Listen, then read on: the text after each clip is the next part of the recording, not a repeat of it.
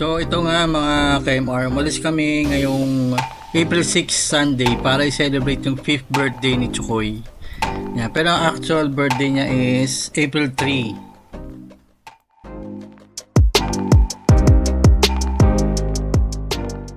So dito namin si-celebrate yung birthday ni Chukoy. Marami kasi kaming napapanood sa TikTok na food reviews na puro maganda. Sa ambience, sa pagkain, at lalo sa staff nila. Malalaman natin mamaya mga KMR.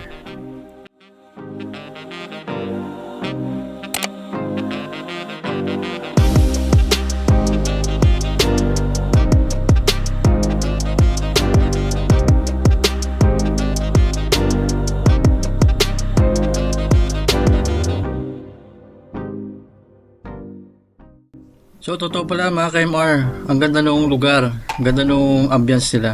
At take note pala mga KMR, walang reservation dito. First come, first serve dito.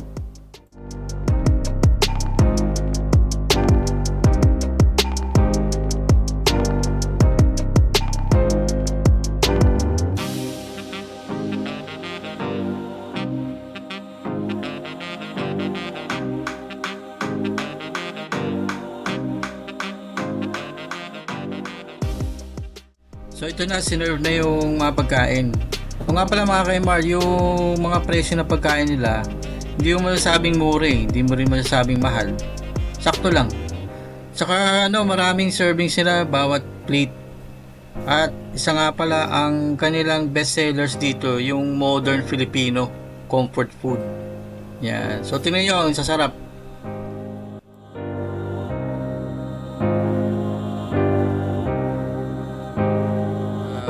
Sa mga staff dito, very accommodating at lahat sila mabait.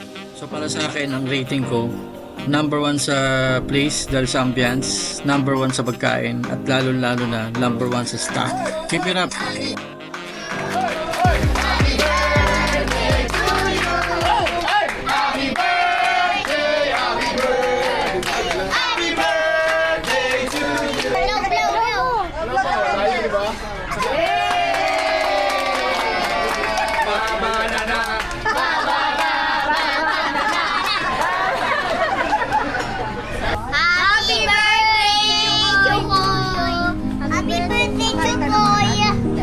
Birthday! Happy birthday! Happy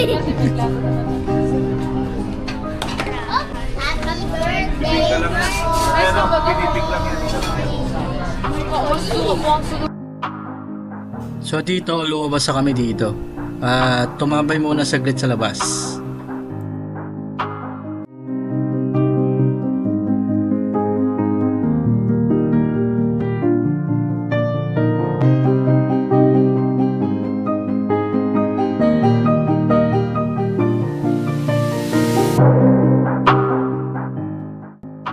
This is my second family.